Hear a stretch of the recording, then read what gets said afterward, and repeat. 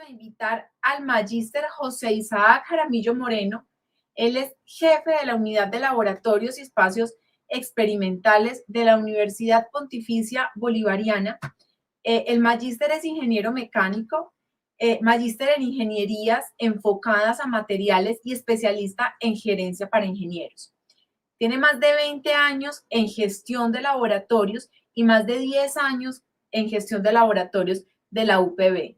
Ha logrado un impacto positivo y un cambio significativo en la cultura de la gestión de laboratorios de la Universidad Pontificia Bolivariana. Queremos darle la bienvenida al magíster José Isaac Jaramillo Moreno, quien nos va a hablar sobre gestión integral de laboratorios multidisciplinarios. José Isaac, muy buenos días y bienvenido al Simposio Latinoamericano de Laboratorios. Buenos días, Daniela. Muchas gracias por tu invitación, por tu bienvenida, por tus palabras.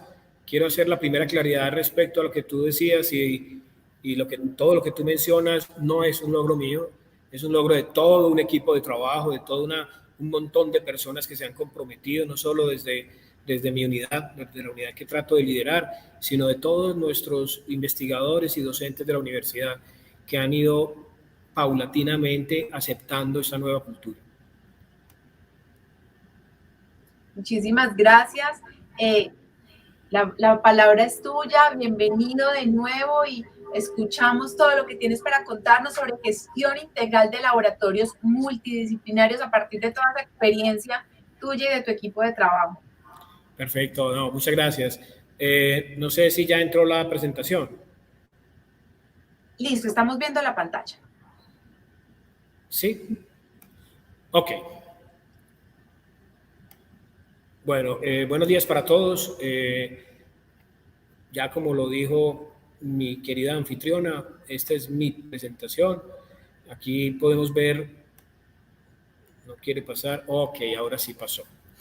Aquí podemos ver pues como el título de la conferencia es Gestión Integral de Laboratorios Multidisciplinarios, recomendaciones, tips y buenas prácticas. Lo primero pues quisiera, después de escuchar la conferencia de mi antecesora en exposición, el marco de esta presentación está muy relacionado con el tipo de laboratorio donde esté desarrollado el laboratorio, ¿cierto? Quiero empezar con una cosa muy simple. Tal vez los que trabajamos en los laboratorios siempre queremos encontrar en la simplicidad la precisión necesaria. ¿Qué es un laboratorio? Según la RAE, hay un par de propuestas que tiene la RAE. A mí me encanta mucho la segunda. Es una realidad en la cual se experimenta o se elabora algo. Esto dista mucho de ese concepto de laboratorio que hemos tenido históricamente. Yo creería que a nivel mundial, de hace muchos años, de que el laboratorio es ese espacio simplemente donde se manejaba todo lo químico, todas las probetas y todo ese mito que había en esa época de que ese era lo asociado a laboratorios.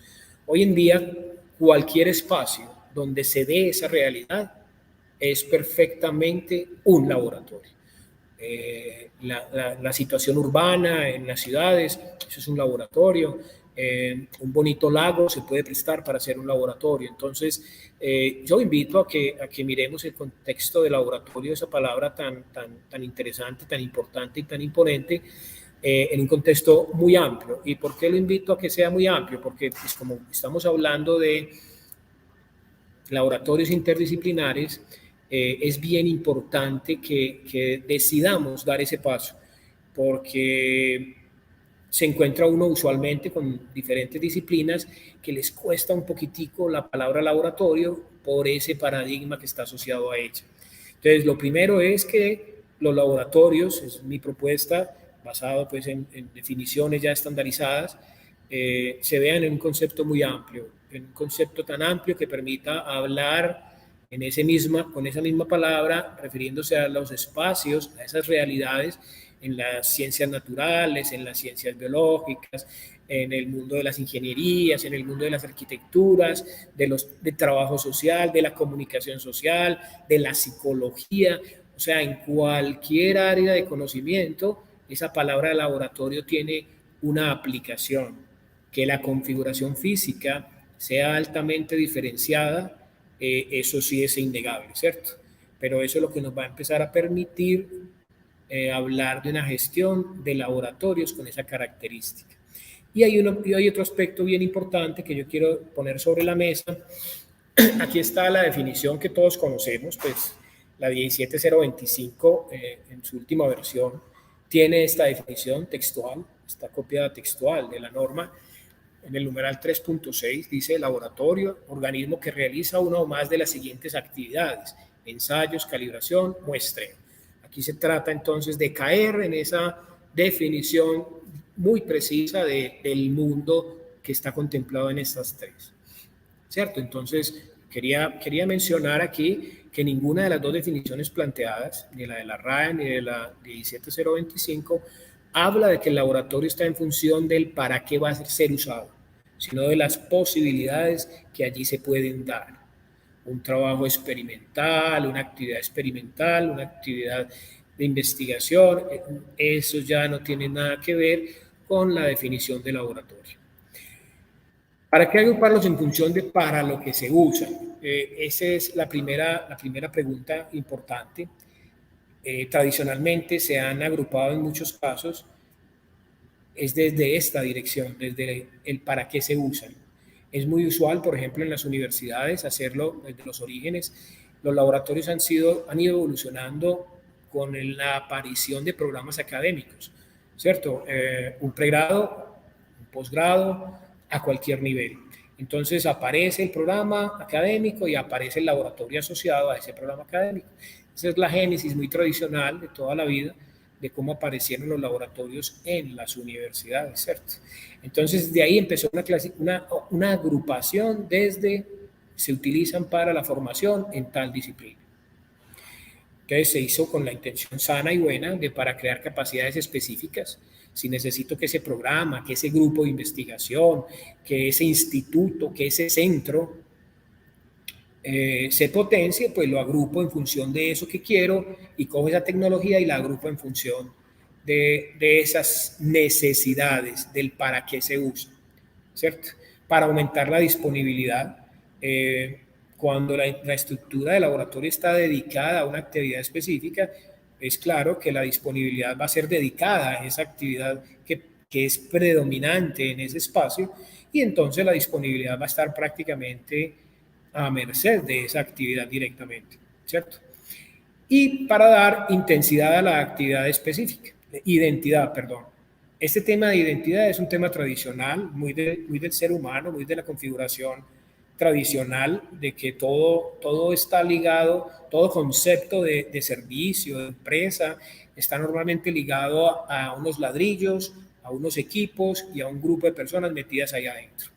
Entonces es una identidad física que en los últimos tiempos vino la pandemia y nos cuestionó un montón de cosas, porque el tema de identidad ya pasa a ser visto también de otra manera, no porque la anterior esté equivocada, no, seguirá siendo vigente en muchos casos, pero también existe ahora evidenciada, eso existe hace mucho tiempo, perdón, pero hoy se evidenció mucho con la pandemia la posibilidad de lograr identidad de otras formas, no necesariamente con construcciones, agrupaciones específicas y títulos en la puerta que dejan definido el rol específico de algo.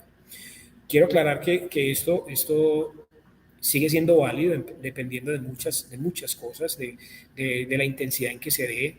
Un laboratorio que tenga un alto volumen de trabajo, de uso, de su infraestructura, pues si se amerita en un país que un centro tenga un laboratorio asociado a un tema específico, por ejemplo, chocolatinas, entonces que esté esa infraestructura dedicada a eso, ese centro dedicado a eso, o ese instituto, porque hay un volumen grande, en ese país hay un desarrollo de la chocolatina muy grande, entonces habría una posibilidad interesante, ¿cierto? Entonces los contextos y las palabras siempre están ligadas al entorno.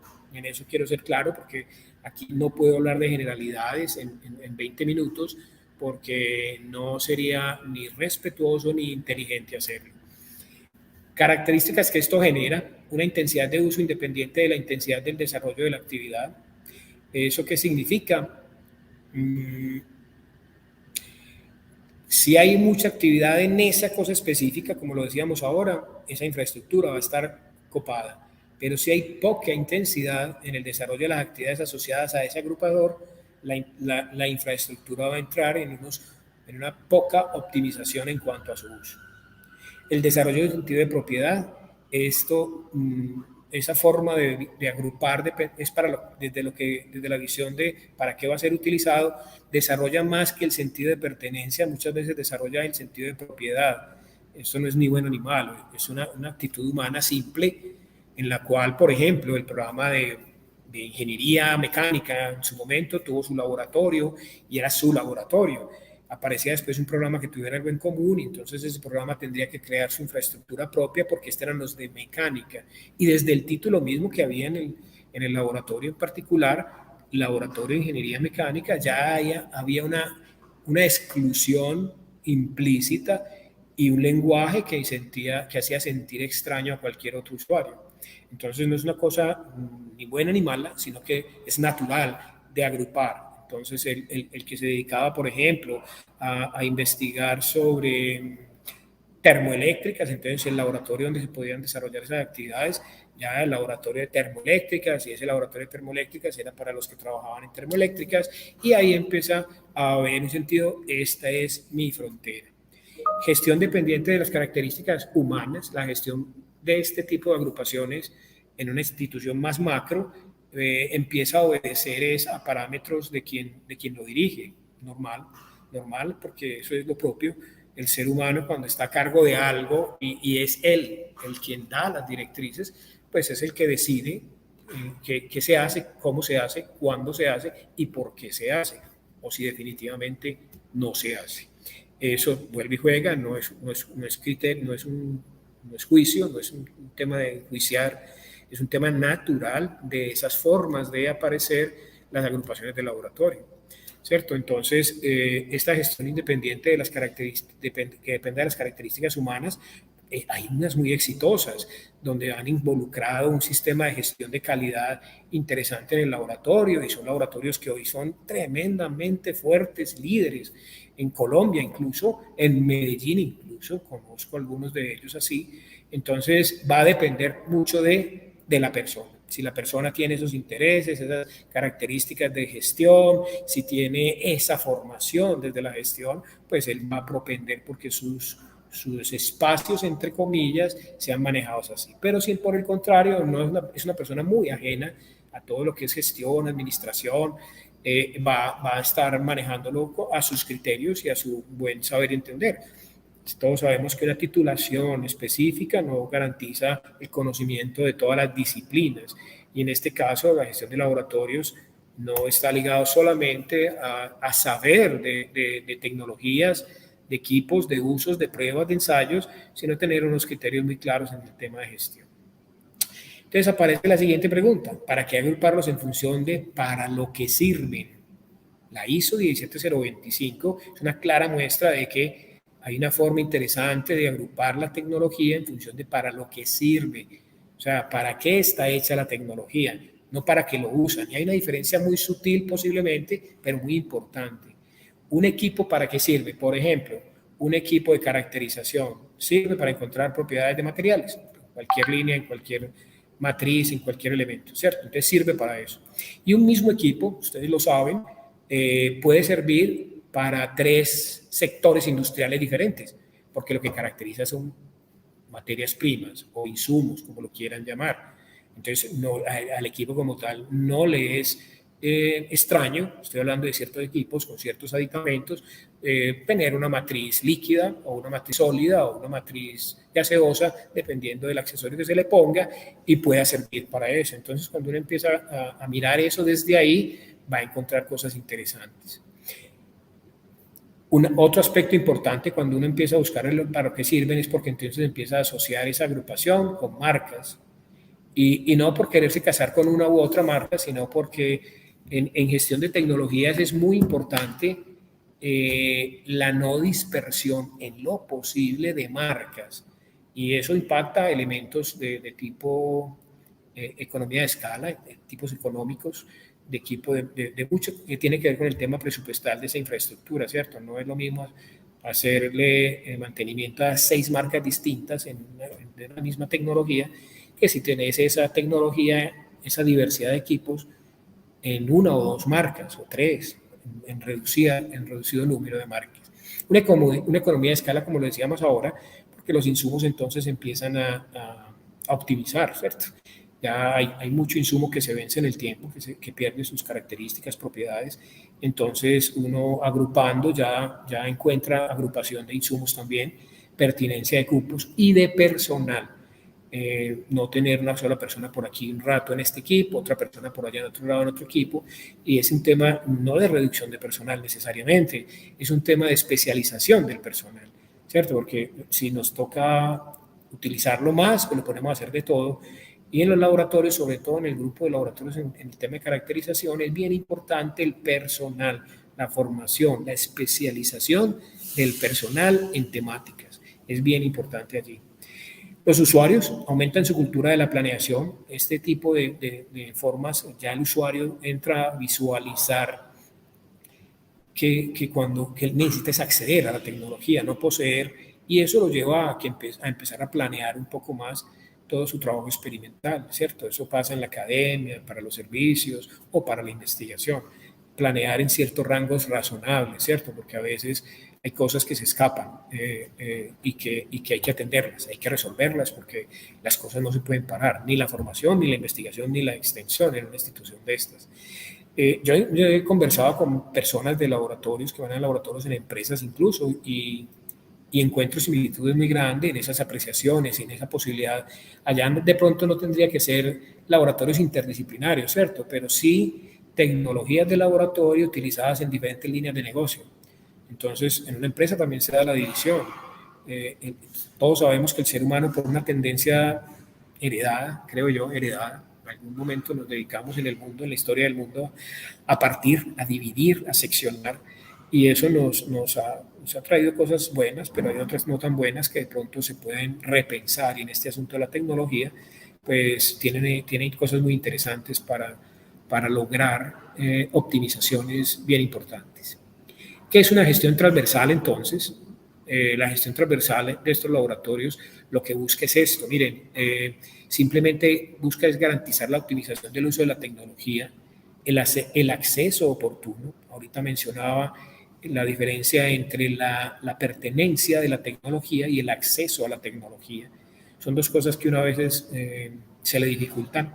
Incluso a veces uno limita sus capacidades, su conocimiento, así en Colombia encuentra el equipo calibrado o no en tal cosa. Entonces se le acaba el mundo porque si en Colombia no está, no lo puede hacer. Y no, resulta que sí se puede hacer a nivel internacional, contactando a quien lo tenga en esas condiciones que lo requiero y haciendo por medio, por ejemplo, de una red de laboratorios, acceder a el uso de esa tecnología, aunque no sea propia. Entonces, ese tema de la propiedad, del manejo propio, si se queda muy ahí en el propio, se nos puede convertir en un limitante, incluso de nuestras capacidades desde el conocimiento. El tema también en una institución de educación es el acceso a no solamente oportuno, sino en condiciones iguales. Cualquier usuario puede acceder a él bajo unas condiciones. Obviamente, uno no le puede soltar una tecnología a un usuario que no la sepa manejar o que vaya a correr un riesgo como persona, o el equipo pueda correr un riesgo. Cualquier cosa de esas es obvio. Estoy partiendo de la base de que en los espacios de laboratorio hay unas buenas prácticas que garantizan el buen manejo de esto. Entonces, quien accede de manera oportuna, de manera igual, en condiciones iguales, pues va a tener acceso a la tecnología. Eso es de garantizar de que otras personas para diferentes tareas puedan acceder a la tecnología, empieza a incrementar el uso de las tecnologías, la optimización en el uso de esa infraestructura. La confiabilidad de las mediciones es una tarea importante en un laboratorio. Alguna vez alguien me decía, lo más importante del laboratorio es la seguridad del dato, la confiabilidad del dato. Y en eso tiene toda la razón. En los laboratorios, entendiendo ese dato en un concepto más amplio, no solo un número, ¿cierto? Porque en un laboratorio, como decíamos, en un concepto amplio, en un laboratorio el resultado, que en unos es dato, en otros puede ser un video, en otros puede ser una grabación, en el otro puede ser pues, un audio, en otros puede ser un proceso de análisis psicológico. O sea, entendiendo ese dato de una manera más amplia, es garantizar ese producto que sale de la experimentación que se va a realizar en cualquier disciplina. La planeación unificada de las tecnologías de una organización, esa agrupación permite, hombre, tengo debilidades en caracterización mecánica, porque tengo una agrupación transversal desde la tecnología, entonces lo puedo identificar mucho más sencillo. Tengo necesidades de una caracterización térmica más avanzada. La puedo identificar más fácil si tengo agrupado la gestión de la tecnología en función de lo que esa tecnología es capaz de hacer. Entonces me permite hacer una planeación de la inversión de todo nivel de manera muy ajustada y muy pertinente. Obviamente con consensos, con los usuarios, siempre con los usuarios inmediatos de la tecnología. Y la implementación de un sistema de gestión unificado, eso es una tarea muy buena, muy bonita, va de la línea con lo que quiere esta unidad de metrología del país. Pero lo primero, para poder crear una gran red, siempre he pensado yo que estas pequeñas células tenemos que lograr unas configuraciones interesantes y adecuadas para enlazarnos en una red de manera eficiente y oportuna, ¿cierto? Porque hay que solucionar primero algunas cositas al interior para poder ser un nodo importante en una red, un nodo que aporta, un nodo confiable, un nodo que permita crecimiento real a cualquier red. Entonces, este tema de un sistema de gestión unificado puede ser a la luz de la 17025 principalmente, que permite garantizar lo que veníamos hablando ahora de la calidad del dato, ¿cierto? De la confiabilidad del dato, la reproducibilidad del dato, cualquiera de los términos que quieran utilizar. Es bien importante. Ya el tema de que se acredite o no se acredite, ya eso es un pasito que hay que analizarlo un poco más, porque esos son pasos que todos lo sabemos, tienen implicaciones de diferente tipo, incluidos temas económicos importantes que algunos mercados pagan ese tipo de apropiaciones. De pronto algunos mercados de pronto hay que impulsarlos un poco más para que se pueda dar en Colombia el desarrollo más amplio de muchos laboratorios acreditados. Factores que hay que tener en cuenta cuando una institución decide manejar sus capacidades tecnológicas de una forma distinta, transversal. Gestión del cambio, ustedes lo han visto, pues la norma también requiere todo este tema de gestión del cambio, pero es grande, es un tema que va desde lo cultural, entonces el problema no son las disciplinas, la situación a resolver no son las disciplinas, no son cuántos programas académicos tienes, no, esa no es la situación a resolver. La situación a resolver es, venga, ¿cómo hacemos con que las personas se enganchen con esta nueva visión? ¿Cómo hacemos que encuentren lo bueno, lo malo y lo feo? Porque un sistema nunca nace perfecto, nunca en el mundo, en la historia del mundo, nada ha arrancado perfecto. Entonces, que acompañe la evolución de un sistema nuevo y la evolución, no solo la implementación, sino la evolución de un sistema nuevo. Es vital. Trabajar con los demás ayuda a construir visiones únicas, unificadas, unilaterales. Normalmente tienen problemas serios para la implementación. Entonces, la gestión del cambio es bien importante. El uso real de cada equipo, estos son factores que tienen en cuenta, empieza a aparecer una serie de data, una serie de estadística que permite encontrar el uso real de las tecnologías. Esto no es solo una fiscalización, esto da muchas ventajas a la hora del mantenimiento, a la hora, por ejemplo, de determinar los ciclos de calibración. Esto de tener claro es el uso real de la tecnología, incluso tiene que ver con el tema de la reposición, porque en una institución de educación duran tanto los equipos. Es que está viejo, ¿no? Es que si fuera por viejo ya muchos nos hubieran sacado de circulación. No, el tema es cuánto se ha usado realmente. Entonces, ese tema de la vida útil de los equipos, hoy en día, incluso desde lo contable, está muy revaluado, porque ya se ha visto, se ha visualizado que los equipos Ojalá tuvieran odómetro todos y pudiéramos saber exactamente eso para determinar un montón de variables que se derivan de ese uso real. El asunto de no compatibilidad entre materiales es un aspecto bien importante. Todos sabemos el tema de contaminación cruzada y cosas de ese estilo. Cuando usted va a agrupar desde lo que hace la tecnología, puede tener algunas situaciones de ese estilo, lo que no quiere decir que por eso no se puede hacer, sino que hay que tener ciertas condiciones especiales para cuando ese tipo de cosas se den, ¿cierto? Porque el tema de las contaminaciones puede dar al traste con cualquier experimentación, ¿cierto? Eso es clarísimo. Pero dimensionada de una manera real, porque a veces este aspecto se maneja de una manera un poquito grande y se entran en temores más grandes de lo que realmente deberían ser. Entonces es definir bien los puntos en una tecnología, cuáles son los puntos donde se dan dentro del mismo equipo esas posibilidades de contaminación cruzada, si se puede hacer algo, cambio de accesorios, cambio de algún elemento del equipo cada que vayas a utilizar matriz distinta, y es simplemente tenerlo en cuenta. Y si definitivamente por intensidad en el uso, por la complejidad de las características de la materia prima o esto, definitivamente eso no se debería de mezclar, pues hay que tomar las decisiones correctas, no las decisiones simplemente porque la forma es tal, no, es acoplar todo un sistema, toda una estrategia respetando lo que definíamos desde el principio, la famosa calidad del dato. Y nada de este tipo de elementos buscarían o deberían buscar en ningún momento afectar la calidad del dato. No sé, hasta aquí tenía como para compartir con ustedes. Con muchísimo gusto si tienen alguna inquietud.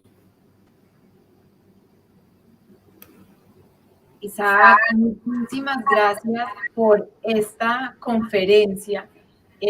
Nos dice Laura Marcela Donado Villamizar, opino igual, ingeniero Roberto Benítez, muy cierto, doctor Isaac, las calibraciones in situ en el laboratorio es el ambiente donde se debe realizar la medición. Y por su parte, Anabel Rita Espinosa nos pregunta, ¿cada cuánto tiempo se debe realizar la reposición? El tema de reposición de la tecnología es muy variable y hay unos parámetros definidos desde lo contable, que de eso pues no vamos a hablar, pero desde el uso de la tecnología depende mucho del tipo de tecnología y eso ha ido variando. Todos sabemos que un computador hay que reponerlo mucho más rápido por las características del cambio acelerado de lo que se maneja allí, de los software más pesados, del acceso a Internet a páginas más pesadas, de software de mayor complejidad que requieren más máquina. Eso se da muy rápido, una evolución muy rápida. Pero en un equipo, por ejemplo, de un laboratorio, por ejemplo, un torno que es para fabricar, ¿cierto? Que es para fabricar, no de caracterización.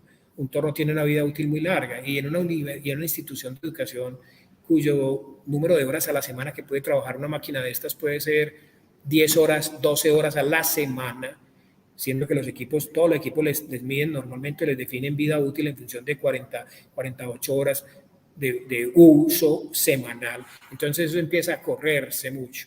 Normalmente hay un criterio que se define muy general, que es el 60%. Cuando tú le has gastado a una tecnología hasta un 60% durante todo su uso, no en un año, durante todo su uso, si ya le está cerquita a gastarle el 60% de su valor inicial en mantenimiento, ese es un criterio interesante para definir, es hora de cambiar el equipo. ¿Cierto? Y tiene mucho sentido porque miren que el uso del equipo está asociado a las necesidades de mantenimiento. Si se utiliza menos, el mantenimiento será seguramente más pausado. En cambio, cuando se usa intensivamente una tecnología, el mantenimiento también hay que hacerlo más acelerado. Entonces, esa es una variable interesante, una forma de definirlo, yo creería que muy acertada para tecnología en general.